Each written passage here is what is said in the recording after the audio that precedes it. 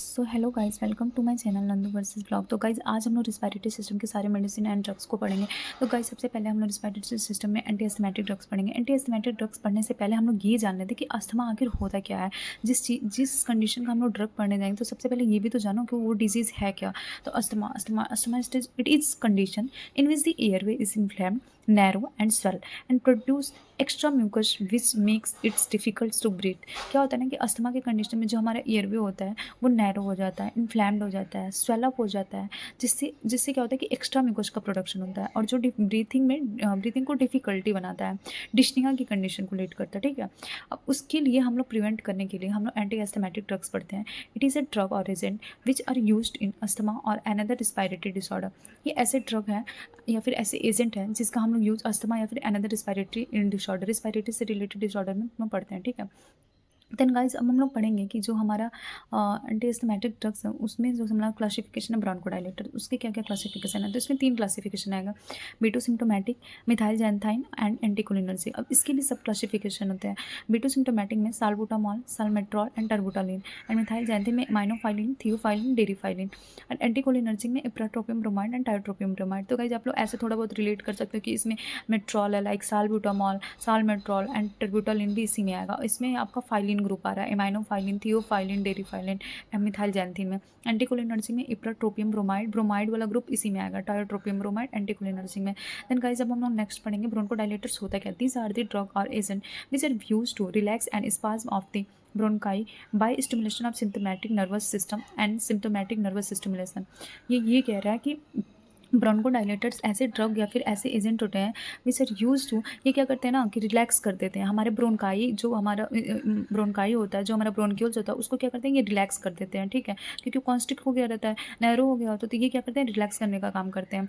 और इसमें sympathetic nervous system का स्टिमुलेशन होता है जिसकी वजह से ये क्या करते हैं, ब्रोंकाई का जो ब्रोंकाई होता है हमारा एयरवे में उसको क्या करता है, रिलैक्स कर देता है, जिससे पेशेंट को रिलीफ मिलता है। B two symptomatic introduction, these are the drugs or agent.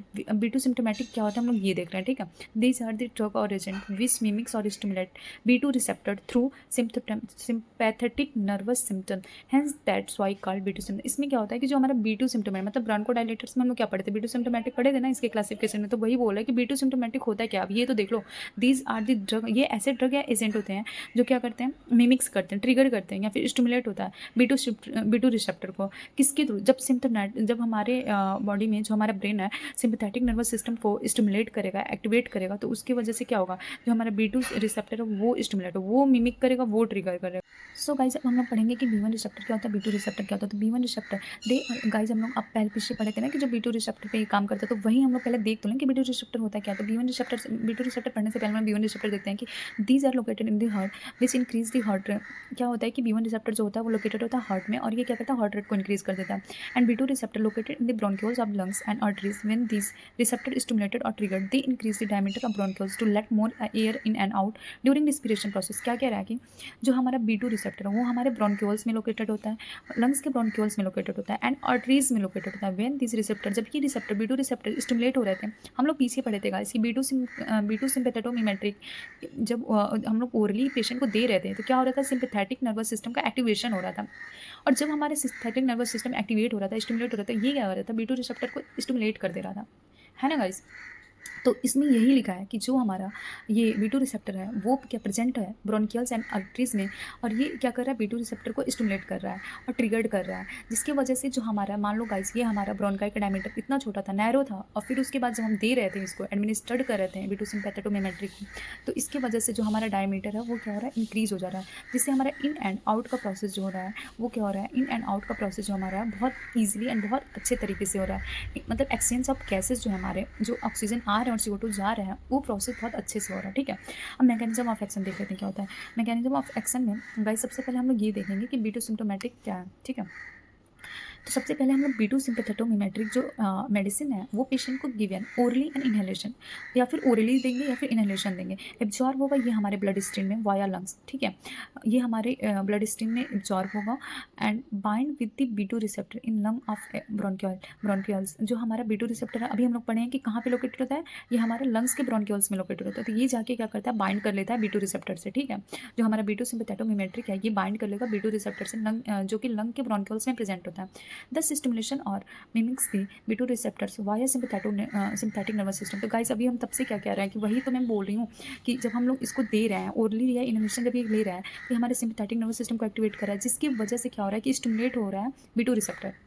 ठीक है, as the B2 receptor trigger इस ब्रोंकोडाइलेशन। और जो हमारा B2 रिसेप्टर जब स्टिमुलेट हो रहा है, जब ये ट्रिगर्ड हो रहा है तो ये क्या इसका क्या काम है, ये जो हमारा ब्रोंक्यूल्स था जब ये नैरो हो गया था तो इसको क्या कर दे रहा है, डायलेट कर दे रहा है। तो ये यही कह रहा है as the B2 receptor triggered as bronchodilator.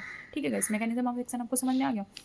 Then उसके बाद हम लोग इंडिकेशन देख लेते हैं कि कहाँ करेंगे। तो गाइस आप लोगों के जब हम लोग डेफिनेशन पढ़ रहे थे कि अस्थमा क्या है, तो आप लोगों ने देखा होगा कि हमने ये भी बोला था कि ये ऐसे एंटी अस्थमेटिक ड्रग्स ऐसे हैं कि जो हम लोग जितने भी रेस्पिरेटरी के कंडीशंस हैं उसमें सब में हम लोग एंटी अस्थमेटिक ड्रग्स का यूज़ करेंगे। लाइक COPD हो गया, एक्सरसाइज इंड्यूस्ड अस्थमा हो गया, सिस्टिक फाइब्रोसिस हो गया, यूज्ड एज नेबुलाइजर। तो मतलब जितने भी ब्रीथिंग से प्रॉब्लम है, जितने भी डिस्निया से जैसे पेशेंट को दिक्कत है, जितने भी रिस्पिरेटरी से दिक्कत है, गाइस जब हम लोग ये पढ़ेंगे कि कंट्रा इंडिकेशन कौन से ऐसे कंडीशन है जिसमें हम लोग एंटी अस्थमेटिक ड्रग्स का यूज़ नहीं करेंगे। तो गाइस सबसे पहले तो हाइपर सेंसिटिविटी अगर पेशेंट को है तो नहीं करेंगे, टैकीआरिथमिया है तो नहीं करेंगे, साइड इफेक्ट या फिर एडवर्स इफेक्ट इस मेडिसिन के क्या देखने को मिलेंगे, तो ड्राउजीनेस तो होगा। ये एंटी अस्थमेटिक ड्रग्स जब भी हम लोग लेंगे, जब भी पेशेंट लेगा तो उसको ड्राउजीनेस देखने को मिलेगा, हेडेक देखने को मिलेगा, ड्राइनेस ऑफ माउथ का ड्राइनेस देखने को मिलता है, इंसोमिया मतलब लैक ऑफ स्लीपनेस देखने को मिलेगा, वर्टिगो देखने को मिलेगा पेशेंट को। ड्रग डोज चार्ट अब हम लोग देखेंगे गाइस कि इसका ड्रग डोज चार्ट कितना है। सबसे पहले तो इधर आप लोग नेम का कॉलम बनाओगे, डोज का कॉलम एंड रूट का कॉलम एंड फ्रीक्वेंसी कितना दे रहे हैं, ठीक है, कौन से टाइम पे कितना दे रहे हैं, ठीक है। अब हम लोग देखेंगे कि जैसे कि हमारा ब्रोंकोडाइलेटर्स में हम लोग ने पढ़ा था कि B2 सिम्प्टोमेटिक जो ड्रग्स थे वो कौन से थे, अभी हम लोग पढ़ के आ रहे हैं ना। तो उसमें हमारे क्या था, साल्बुटामॉल, साल्मेट्रॉल एंड टर्बुटालिन। तो उसके हम लोग B2 सिम्प्टोमेटिक ड्रग डोज देखते हैं। तो साल्बुटामॉल का जो डोज होगा टैबलेट फॉर्म में देते हैं हम लोग इसको 5 mg एंड सिरप फॉर्म में भी देते हैं तो इसको 5 to 10 ml देते हैं। एंड इसका जो रूट होगा ओरल या फिर नेजल होगा, फ्रीक्वेंसी इसका TDS मतलब 3 टाइम इन अ डे होगा। टर्बुटालिन दूसरा जो था हमारा टर्बुटालिन था, टर्बुटालिन को हम लोग 5 mg देंगे, इसका जो रूट होगा ओरल देंगे और फ्रीक्वेंसी इसका TDS होगा, 3 टाइम इन अ डे देंगे। साल्मेट्रॉल को हम लोग 50 माइक्रोग्राम देते हैं, 50 mcg। देन इसका जो रूट होता है इनहेलेशन के थ्रू देते हैं और जो इसका फ्रीक्वेंसी होता है BD 2 time in a day देते हैं, ठीक है गाइस। देन इसके बाद हमारा जो हम लोग पढ़ रहे थे anti asthmatic drugs, bronchodilators. Then इसके बाद इसका जो हमारा लास्ट टॉपिक है उसमें हम नर्सिंग रिस्पॉन्सिबिलिटीज़ देख लेते हैं। Check vital sign of the patient, take the medicine with water. जो भी हम लोग मेडिसिन पेशेंट को देंगे विथ वाटर देंगे। Educate the patient before take medicine, shake the medicine. जब भी हम लोग पेशेंट को मेडिसिन देते हैं तो उसको क्या करेंगे, पहले सेक कर लेंगे, देन उसको बाद देंगे। Assist for the deep breathing exercise, patient को एजुकेट करेंगे, पेशेंट को असिस्ट करेंगे कि कैसे वो डीप ब्रीथिंग ले, ताकि जो भी कफ का प्रोडक्शन है, जो म्यूकोस का प्रोडक्शन उसको एक्सपेल आउट कर सकें ईजिली।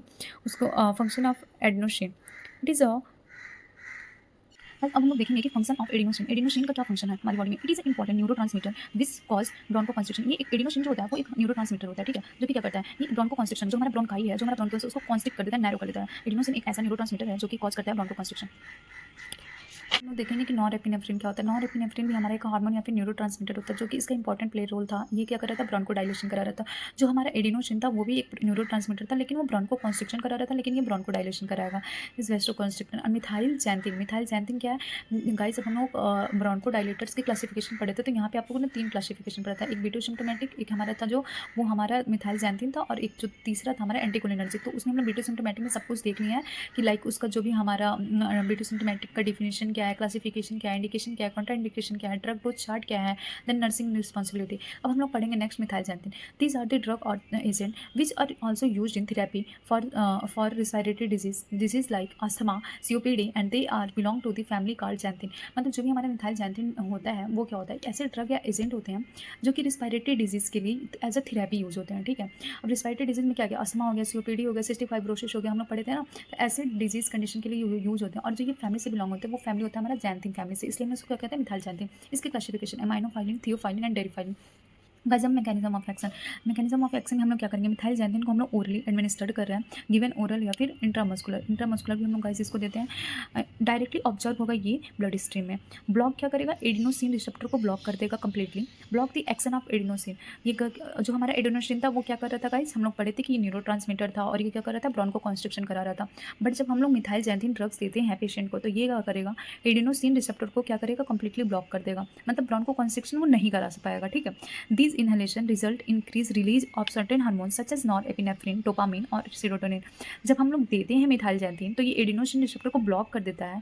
तो इसकी वजह से क्या होता है, जब हम लोग इनहेल कर रहे हैं हमारे मिथाइलजैंथिन को, ये क्या करेगा, इंक्रीज करेगा, उसको एडिनोसिन रिसेप्टर को ब्लॉक करेगा, बट ये इंक्रीज भी करेगा साथ में रिलीज करेगा ये सचेस हार्मोन, जैसे कि जो हमारा न्यूरोट्रांसमीटर था पीछे नॉरएपिनेफ्रिन। और नॉरएपिनेफ्रिन का क्या काम था, ब्रेन को डायलेशन करा रहा था ये norepinephrine, dopamine and serotonin further causes relaxation of bronchioles muscles and hence called ब्रोंकोडाइलेशन। तो गाइस मैंने बोला था ना कि अगर नॉरएपिनेफ्रिन रिलीज हो रहा है तो ये क्या करेगा, फर्दर ये जो हमारा ब्रोंक्यूल मसल्स है उनको क्या करेगा, ब्रोंकोडाइलेशन कराएगा।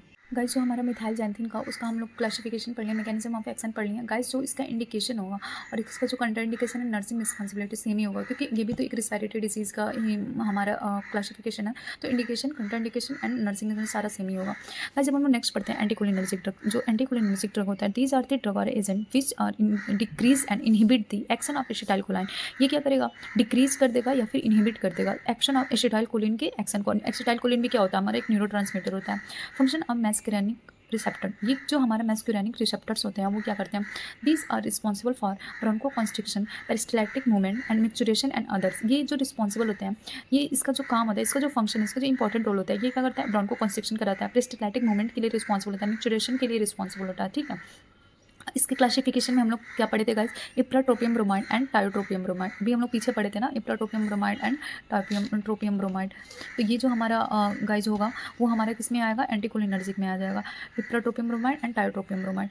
ओके, देन उसके बाद हम लोग देखेंगे mechanism of action. Mechanism of action ये कैसे क्या काम कर रहा है, कैसे ये बॉडी में जाके एक्ट कर रहा है। तो एंटीकोलिनर्जिक ड्रग को हम लोग ओरली देते हैं या फिर नेजल देते हैं, नेजल के थ्रू देते हैं। एब्जॉर्ब होगा रैपिडली ये ब्लड स्ट्रीम में, एंड देन उसके बाद इनहिबिट करेगा एक्शन ऑफ एसिटाइलकोलिन को। ठीक है, जो अभी हम लोग पढ़ें कि जो हमारा एसिटाइलकोलिन होता है वो क्या करता है। तो गाइस आप लोग ऊपर पढ़े ना कि ड्रग या एजेंट इनहिबिट कर देते हैं, डिक्रीज कर देते हैं एक्शन ऑफ एसिटाइलकोलिन को। तो वही कह रहा है, जब हम लोग एसिटाइलकोलिन को एंटीकोलिनर्जिक एजेंट को दे रहे हैं, जब ये ड्रग दे रहे हैं पेशेंट को, तो ये क्या कर रहा है, एब्जॉर्ब हो रहा है ब्लड स्ट्रीम में और ये इनहिबिट या डिक्रीज कर दे रहा है एक्शन ऑफ एसिटाइलकोलिन को to bind with muscarinic receptor at the neural junction पे। ठीक है, जो हमारा एसिटाइलकोलिन है उसके बाइंड को, जब ये म्यूस्कुरानिक रिसेप्टर से बाइंड होने को ये इनहिबिट कर दे रहा है या फिर डिक्रीज कर दे रहा है न्यूरल जंक्शन पे। ठीक है, दस इनहिबिट द म्यूस्कुरानिक रिसेप्टर्स और नॉट ट्रिगर। जब ये हमारा एसिटाइलकोलिन इससे बाइंड नहीं हो पा रहा है म्यूस्कुरानिक रिसेप्टर से, और ये क्या कहते हैं, इसके इनहिबिट कर दे रहा है बाइंड होने को और इसके एक्शन को इनहिबिट कर दे रहा है, तो ये क्या करेगा, इनहिबिट हो जाएगा म्यूस्कुरानिक रिसेप्टर्स और नॉट ट्रिगर, जिसकी वजह से म्यूस्कुरानिक रिसेप्टर है वो ट्रिगर ही नहीं कर पाएगा, और जिसकी वजह से हमारा क्या होगा, म्यूस्कुरानिक रिसेप्टर का हम लोग फंक्शन क्या पढ़ेंगे गाइस, ब्रोंको कॉन्स्ट्रिक्शन कराता है। तो जब ये एसिटाइलकोलिन इससे बाइंड ही नहीं हो पा रहा है, क्योंकि एंटीकोलिनर्जिक ड्रग हमने दे दिया, एंटीकोलिनर्जिक ड्रग क्या कर रहा है, एंटीकोलिनर्जिक ड्रग हमारा इनहिबिट या वो क्या कर रहा है, रिड्यूस कर दे रहा है एक्शन ऑफ एसिटाइलकोलाइन को, और जब ये इसको इनहिबिट कर देगा इसके एक्शन को, तो ये बाइंड नहीं कर पाएगा म्यूस्कुरानिक रिसेप्टर से, और जब ये बाइंड नहीं कर पाएगा तो म्यूस्कुरानिक रिसेप्टर अपना काम सो नहीं कर पाएगा, स्टिमुलेट नहीं हो पाएगा, ट्रिगर नहीं हो पाएगा, जिसकी वजह से ब्रोंको डायलेशन को कॉज कर देगा। और अगर ये बाइंड हो जाता गाइस तो ये क्या कर देता, ब्रोंको कॉन्स्ट्रिक्शन कर देता। ठीक, क्लियर। देन इसके बाद गाइज आप लोग देख सकते हैं इसका भी इंडिकेशन, कंट्रा इंडिकेशन सेम ही होगा। लाइक देख लो, जैसे कि सीओपीडी में यूज़ करेंगे, राइनोरिया में यूज़ करेंगे, सिस्टिक फाइब्रोसिस में यूज़ करेंगे, अस्थमा में यूज़ करेंगे, सारा सेम ही है। ठीक है, देन उसके बाद गाइज कंट्रा इंडिकेशन, सॉरी अस्थमा में तो एंटी एस्थमेटिक एजेंट ही यूज़ करेंगे। देन उसके बाद गाइस कंट्रा इंडिकेशन, कंट्रा हाइपर सेंसिटिविटी हो गया, लैक्टेशन हो गया, देन उसके बाद से हमारा क्या कहते हैं, एडवर्स इफेक्ट में ड्राई माउथ देखने को मिलेगा, कॉन्स्टिपेशन में देखने को मिलेगा, dyspnoea and dizziness. Drug dose chart इसका गाइस आप लोग देख सकते हैं कि जो हमारा इप्राट्रोपियम ब्रोमाइड होता है उसको हम लोग 2 स्प्रे देते हैं। ठीक है, और ये नॉस्ट्रिल के थ्रू देते हैं, और TDS मतलब 3 टाइम इन अ डे देते हैं। तो गाइज लेट्स नेक्स्ट टॉपिक जो हमारा है वो एक्सपेक्टोरेंट्स। एक्सपेक्टोरेंट्स ऐसे ड्रग या एजेंट होते हैं जो कि इंक्रीज कर देते हैं fluid flow in the respiratory tract. जो भी हमारे रिस्पिरेटरी ट्रैक्ट फ्लूइड फ्लो रहे हैं, जो भी रिसिक्रेशन हो रहे हैं, जो भी म्यूकस का प्रोडक्शन, उसकी फ्लूइड को क्या करेगा, ये इंक्रीज कर देगा। And reduce the viscosity of the secretion, और क्या करेगा, जो विस्कोसिटी जो गाढ़ापन है उसको क्या करेगा, ये डिक्रीज करेगा, और इसकी फ्लूइड को क्या करेगा, इंक्रीज कर देगा। And also expel the, and ये जब अगर ये फ्लूइड का फ्लो इंक्रीज हो जाता है, एक्सपेल आउट में होने में भी हेल्प करेगा, एंड कफिंग रिफ्लेक्स में भी हेल्प करता है। टाइप ऑफ कफ हमारे 2 होते हैं, productive cough and non productive cough. जो हमारा प्रोडक्टिव कफ होता है वो वेट कफ होता है, जो नॉन प्रोडक्टिव कफ होता है ड्राई कफ होता है। क्लासिफिकेशन में गाइस हम लोग देख सकते हैं कि 3 होते हैं क्लासिफिकेशन। गुआफेंसिन होता है जो कि कॉमन होता है, पोटेशियम आयोडाइड होता है, एंड टर्पिन हाइड्रेट एलेक्सिर होता है, ये भी हमारे क्लासिफिकेशन में आ जाएगा। Mechanism of action, mechanism of action में गाइस सबसे पहले जो हमारा एक्सपेक्टोरेंट्स ड्रग होता है उसको हम लोग गिवन ओरली या फिर ओरली देते हैं as a form of syrup. Syrup के फॉर्म में हम लोग पेशेंट को ओरली एडमिनिस्टर कराते हैं। देन इंक्रीज इन दी, ये जब ये ओरली देते हैं तो ये क्या करता है, इंक्रीज कर देता है फ्लूइड फ्लो को। ये क्या कर देता है, जो हमारा सिरप होता है, एक्सपेक्टोरेंट स्ट्रक होता है, ये क्या करेगा, इंक्रीज कर देगा फ्लूइड फ्लो को। That's decrease the viscosity of fluid of secretion. जब ये इंक्रीज करेगा फ्लूइड के फ्लो को इंक्रीज कर दे रहा है, तो ये जो विस्कोसिटी होगा उसके क्या हो जाएगा, डिक्रीज हो जाएगा। उसका जो fluid of secretion, viscosity of fluid of secretion decrease हो जाएगा। दस कॉज कफ रिफ्लेक्स। और जब ये फ्लूइड का फ्लो इंक्रीज हो जाएगा, विस्कोसिटी डिक्रीज हो जाएगा, तो ये क्या कफ रिफ्लेक्स में हेल्प करेगा। ठीक है, तो देन इसके बाद हमारा ये मैकेनिज्म ऑफ एक्शन यहाँ पे हमारा खत्म होता है। देन उसके बाद हम लोग पढ़ेंगे इंडिकेशन। क्या क्या इंडिकेशन है इसके। इन्फ्लुएंजा के केस में दे सकते हैं, कॉमन कोल्ड में, प्रोडक्टिव कफ में एंड नॉन प्रोडक्टिव कफ में एसोसिएटेड विद स्मॉल क्लॉट। ठीक है, इन्फ्लुएंजा के केस में आप लोग गाइस देख सकते हैं म्यूकस का सिक्रेशन बहुत ज़्यादा हो जाता है एंड नेजल कंजेशन हो जाता है। ऐसे केस में, कॉमन कोल्ड के केस में, राइनोरिया के केस में and productive cough and non productive cough associated with small clot है, तो उसके केस में हम लोग दे सकते हैं। देन उसके बाद का जब हम लोग कंट्राइंडिकेशन पढ़ेंगे, कंट्राइंडिकेशन में डिजीनेस हो गया, ड्राउजीनेस हो गया, हाइपर सेंसिटिविटी हो गया, नोजिया एंड वॉमिटिंग के केस में हम लोग नहीं देते हैं पेशेंट को। इस ड्रग डोज स्टार्ट में हम लोग फिर उसके बाद से नेबुलाइजेशन भी देते हैं। नेबुलाइजेशन जो होता है ये भी हमारे यूज में आता है, लाइक जो भी हमारा एंटीकोलिनर्जिक ड्रग होता है उसमें हम नेबुलाइजेशन भी दे सकते हैं। और जो इसका डोज होता है वो 500 माइक्रोग्राम होता है। जो इसका रूट होता है नेजल होता है, नेजल के थ्रू देते हैं। और इसकी फ्रीक्वेंसी हमारा TDS होता है, 3 टाइम इन अ डे देते हैं। तो गाइज लेट्स नेक्स्ट टॉपिक जो हमारा है वो एक्सपेक्टोरेंट्स। एक्सपेक्टोरेंट्स ऐसे ड्रग या एजेंट होते हैं जो कि इंक्रीज कर देते हैं fluid flow in the respiratory tract. जो भी हमारे रिस्पिरेटरी ट्रैक्ट फ्लूइड फ्लो रहे हैं, जो भी रिसिक्रेशन हो रहे हैं, जो भी म्यूकस का प्रोडक्शन, उसके फ्लूइड को क्या करेगा, ये इंक्रीज कर देगा and reduce the viscosity of the secretion. और क्या करेगा, जो विस्कोसिटी, जो गाढ़ापन है उसको क्या करेगा, ये डिक्रीज करेगा और इसके फ्लूइड को क्या करेगा, इंक्रीज कर देगा। And also expel the, and ये जब अगर ये फ्लूइड का फ्लो इंक्रीज हो जाता है, एक्सपेल आउट में होने में भी हेल्प करेगा एंड कफिंग रिफ्लेक्स में भी हेल्प करता है। टाइप ऑफ कफ हमारे दो होते हैं, productive cough and non productive cough. जो हमारा प्रोडक्टिव कफ होता है वो वेट कफ होता है, जो नॉन प्रोडक्टिव कफ होता है ड्राई कफ होता है। क्लासिफिकेशन में गाइस हम लोग देख सकते हैं कि 3 होते हैं क्लासिफिकेशन। गुआफेंसिन होता है जो कि कॉमन होता है, पोटेशियम आयोडाइड होता है एंड टर्पिन हाइड्रेट एलेक्सिर होता है। ये भी हमारा क्लासिफिकेशन में आ जाएगा। Mechanism of action, mechanism of action में गाइस सबसे पहले जो हमारा एक्सपेक्टोरेंट ड्रग होता है उसको हम लोग गिवन ओरली या फिर ओरली देते हैं as a form of syrup. Syrup के फॉर्म में हम लोग पेशेंट को ओरली एडमिनिस्टर कराते हैं। देन इंक्रीज इन दी, ये जब ये ओरली देते हैं तो ये क्या करता है, इंक्रीज कर देता है फ्लूइड फ्लो को। ये क्या कर देता है, जो हमारा सिरप होता है, एक्सपेक्टोरेंट ड्रग होता है, ये क्या करेगा, इंक्रीज कर देगा फ्लूइड फ्लो को। That's decrease the viscosity of fluid of secretion. जब ये इंक्रीज करेगा फ्लूइड के फ्लो को इंक्रीज कर दे रहा है, तो ये जो विस्कोसिटी होगा उसका क्या हो जाएगा, डिक्रीज हो जाएगा। उसका जो fluid of secretion, viscosity of fluid of secretion decrease हो जाएगा। दस कॉज कफ रिफ्लेक्स। और जब ये फ्लूइड का फ्लो इंक्रीज हो जाएगा, विस्कोसिटी डिक्रीज हो जाएगा, तो ये क्या कफ रिफ्लेक्स में हेल्प करेगा। ठीक है, तो देन इसके बाद हमारा ये मैकेनिज्म ऑफ एक्शन यहाँ पे हमारा खत्म होता है। देन उसके बाद हम लोग पढ़ेंगे इंडिकेशन। क्या क्या इंडिकेशन है इसके। इन्फ्लुएंजा के केस में दे सकते हैं, कॉमन कोल्ड में, प्रोडक्टिव कफ में एंड नॉन प्रोडक्टिव कफ में एसोसिएटेड विद स्मॉल क्लॉट। ठीक है, इन्फ्लुएंजा के केस में आप लोग गाइस देख सकते हैं म्यूकस का सिक्रेशन बहुत ज़्यादा हो जाता है एंड नेजल कंजेशन हो जाता है। ऐसे केस में, कॉमन कोल्ड के केस में, राइनोरिया के केस में and productive cough and non productive cough associated with small clot है, तो उसके केस में हम लोग दे सकते हैं। देन उसके बाद का जब हम लोग कंट्राइंडिकेशन पढ़ेंगे, कंट्राइंडिकेशन में डिजीनेस हो गया, ड्राउजीनेस हो गया, हाइपर सेंसिटिविटी हो गया, नोजिया एंड वॉमिटिंग के केस में हम लोग नहीं देते हैं पेशेंट को। साइड इफेक्ट क्या क्या देखने को मिल सकते हैं, स्टमक एक देखने को मिल सकता है, हेडेक देखने को मिल सकता है, अर्टिकेरिया देखने को मिल सकता है। अर्टिकेरिया एक स्किन का डिजीज कंडीशन होता है जिसमें क्या होता है कि हमारे स्किन पे मतलब पैसेस पड़ जाते हैं। जो हमारे साइड इफेक्ट है, साइड इफेक्ट में हमारा स्टमक एक देखने को मिला, हेडेक देखने को मिला, अर्टिकेरिया। अर्टिकेरिया एक स्किन का कंडीशन होता है जिसमें हमारा जो स्किन है वो रेड या इची देखने को, इची होने लगता है, इचिंग होने लगता है स्किन पे और रेडिश होने लगता है। और ऐसे ये अर्टिकेरिया जो होता है स्किन के कंडीशन को। गाइस हम लोग ड्रग डोज चार्ट देखेंगे। ड्रग डोज चार्ट में गुआफेंसिन का जो डोज होगा वो 200 से लेकर 400 माइक्रोग्राम होगा। फ्रीक्वेंसी इसकी QID होगी, 4 टाइम इन अ डे होगा और रूट इसका ओरल होगा। देन उसके बाद पोटेशियम आयोडाइड जो होगा उसका डोज होगा 300 to 600 mg मिलीग्राम होगा एंड फ्रीक्वेंसी इसका हमारा आफ्टर मील देते हैं, मतलब खाने के बाद देते हैं। रूट इसका ओरल होता है एंड टर्पिन हाइड्रेट एलेक्सिर का जो हमारा डोज होता है 100 से लेकर 170 मिलीग्राम होता है। इसका फ्रीक्वेंसी TDS होता है 3 times in a day and इसका रूट जो होगा ओरल होगा। देन गाइस इसके बाद हमारे यहाँ एक्सपेक्टोरेंट खत्म होता है। नर्सिंग रिस्पॉन्सिबिलिटी आप अपने से लिख लेना कि क्या क्या पेशेंट को एजुकेट करोगे। देन उसके बाद हमारा गाइस म्यूकोलाइटिक ड्रग्स आता है। बिकॉज टाइम कम है और मैं सब कुछ यहाँ पे कवर नहीं करा सकता गाइस, वो तो बेसिक है, नर्सिंग स्टूडेंट सबको आता है तो आप लिख सकते हो।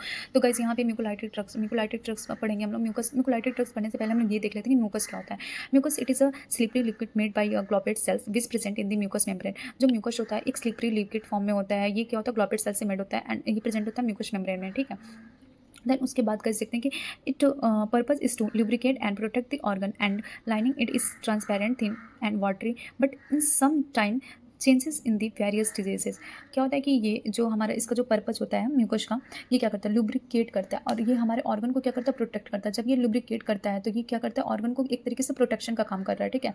एंड जो ग्लोबेट लाइनिंग है उसको प्रोटेक्शन का काम कर रहा है। It is transparent, thin and watery, but in some time changing in the various disease. ये क्या करता है कि कुछ ऐसे डिजीज होते हैं जिसमें ये क्या करता है, चेंज होने लगता है, लाइक चेंजेस डिजीज को कंडीशन को क्या करता है, लीड करता है और ज़्यादा। Mucolytic drugs, these are the agent और drug which help loosen and thin the mucus by enhancing the specialized enzyme called glutathione, which help in breakdown of thick and sticky mucus। क्या होता है ना कि जो हमारा म्यूकोलाइटिक ड्रग्स है, जब हम लोग ऐसे ड्रग या एजेंट है ये जिसको हम लोग देते हैं, अगर एडमिनिस्टर करते हैं पेशेंट को, तो पेशेंट की बॉडी में क्या करता है, ये लूजन, मतलब ये जो सिक्रेशन है उसको लूजन करता है, थिन करता है म्यूकस को ये लूज करता है और थिन कर देता है, जिसकी वजह से क्या होता है, एक इनहेंस होता है स्पेशलाइज्ड एंजाइम जिसको हम लोग ग्लूटाथायोन कहते हैं। और ये क्या करता है, हेल्प करता है breakdown of thick and sticky mucus. जो भी हमारा स्टिक हो जाता है म्यूकस या फिर थिक रहता है, विस्कस उसका ज़्यादा होता है, तो उसको ये क्या करता है, फ्लो को, मतलब विस्कोसिटी को रिड्यूस करके उसकी थिकनेस को कम करके एंड स्टिकी म्यूकस को क्या करता है, ये ब्रेक डाउन करता है, मतलब ब्रेक डाउन करता है, जिसकी वजह से ईजिली क्या होता है, ये एक्सपेल आउट होने में हेल्प करता है। Once it is thin it is easier to cough out or suction for airway. लिखा है ना गाइस, अगर ये थिक मतलब थिन होगा, अगर ये क्या करता है, थिन होने में हेल्प कर रहा है, थिकनेस को रिड्यूस कर रहा है, तो जब ये थिन हो जाएगा तो ईजिली एक्सपेल आउट हो जाएगा। जो कफ है वो कफ रिफ्लेक्स को प्रोड्यूस करेगा और ये ईजिली सक्शनिंग के थ्रू या फिर एक्सपेल आउट हो जाएगा और एयरवे को हमारे क्या करेगा, रिलैक्स करेगा। देन उसके बाद गाइज हम लोग इसका पढ़ेंगे, जो हमारा म्यूकोलाइटिक ड्रग्स हैं उसका। देन उसके बाद गाइज हम लोग म्यूकोलाइटिक ड्रग्स क्लासिफिकेशन पढ़ेंगे। क्लासिफिकेशन में हमारा जो आएगा bromhexine, ambroxol and acetylcysteine. Bromhexine, ambroxol and acetylcysteine. तो गाइज आप लोग इसको याद कर सकते हैं, BA2 कर सकते हो या फिर ऐसे भी याद कर लो यार, क्या है ये, bromhexine, ambroxol and acetylcysteine. Then mechanism of action. Mucolytic drugs को हम लोग दे रहे हैं ओरली, सिरप फॉर्म में दे रहे हैं, इनहेंस कर रहा है प्रोडक्शन ऑफ स्पेशल। जब हम लोग इसको दे रहे हैं, एडमिनिस्टर कर रहे हैं, तो ये एक स्पेशल एंजाइम का प्रोडक्शन कर रहा है जिसको हम लोग क्या बोल रहे थे, ग्लूटाथायोन। और ये क्या कर रहा है, ये हेल्प कर रहा है break down the thick and sticky mucus जो हो गया है, और जो थिक म्यूकस है उसको क्या कर रहा है, ब्रेक डाउन कर रहा है, जिसकी वजह से एक्सपेल आउट होने में ईजिली एक्सपेल आउट होने में हेल्प कर रहा है। और हमारे जो कफ रिफ्लेक्स है उसको भी ये इन्हेंस कर रहा है, ठीक है, स्टिमुलेट कर रहा है। जब हम लोग कफिंग करेंगे, कफिंग प्रोड्यूस कर रहे हैं, तभी तो ये जो म्यूकस है थिक है, थिक से थिन हो गया, तभी तो इजीली एक्सपेल आउट हो जा रहा है। इसके कहने का मतलब उतना ही है। इंडिकेशन में हम लोग देखते हैं, इंडिकेशन प्रोडक्टिव कफ है, लाइक वेट कफ है, ब्रोंकाइटिस की कंडीशन है, ट्यूबरकुलोसिस की कंडीशन है, सिस्टिक फाइब्रोसिस की कंडीशन है, सपोर्टिव थेरेपी हम लोग दे सकते हैं, ठीक है। लाइक इन सारे केसेस में हम लोग यूज करेंगे। कंट्रा इंडिकेशन हाइपर सेंसिटिविटी है, कार्डियक का कोई डिसफंक्शन है, कार्डियक फेलियर की कंडीशन आ गई है, चाइल्ड लेस देन 6 ईयर अगर है तो भी हम नहीं लेंगे इसको, ठीक है। साइड इफेक्ट में डिजीनेस देखने को मिलेगा, स्लो ब्रीदिंग देखने को मिलेगा, ड्राई माउथ देखने को मिलेगा, and headache and nausea and vomiting. ये जो कॉमन सिम्टम्स है, साइड इफेक्ट है, ये कॉमन है, देखने को मिलेगा। देन नर्सिंग रिस्पॉन्सिबिलिटीज़ अगर आप लोग देख लो 2 लाइन, मतलब ये आप लोग ऐसे बना के लिख सकते हो, वैसे तो गाइस मैं नहीं कवर कर रहा हूँ फिर भी, बट फिर भी आप लोग देख लो। Maintain fluid intake, steam inhalation को हम लोग देखेंगे, मतलब पेशेंट को प्रोवाइड कराएंगे। एंड देन चेस्ट फिजियोथेरेपिस्ट बोलेंगे, डीप ब्रीथिंग एक्सरसाइज करेंगे ताकि वो जो कफ है वो मतलब एक्सपेल आउट हो सके easily. Then avoid use of oily and spicy food, मतलब पेशेंट को सजेस्ट करेंगे, पेशेंट को एडवाइस करेंगे, पेशेंट को एजुकेट करेंगे कि ऑयली एंड स्पाइसी फूड को ना ले अपने डाइट में। Get plenty of natural vitamin C, हम लोग पेशेंट को ये बोलेंगे कि वो नेचुरल विटामिन सी को अपने डाइट में इंटेक करें। देन उसके बाद से ड्रग डोज चार्ट देखते हैं। ब्रोमहेक्सिन का जो हमारा डोज होगा 5 to 10 मिलीग्राम होगा, ओरल होगा इसका रूट, एंड इसका जो फ्रीक्वेंसी होगा BD या फिर TDS देंगे। एम्ब्रोक्सिल का जो हमारा डोज होगा 30 to 120 मिलीग्राम होगा, और इसका जो रूट होगा ओरल होगा, और इसका जो फ्रीक्वेंसी होगा QID मतलब 4 टाइम इन अ डे देंगे, ठीक है गाइस। यहाँ पे हमारा खत्म होता है म्यूकोलाइटिक एजेंट। देन उसके बाद जो हमारा टॉपिक है एंटीटोटोसिस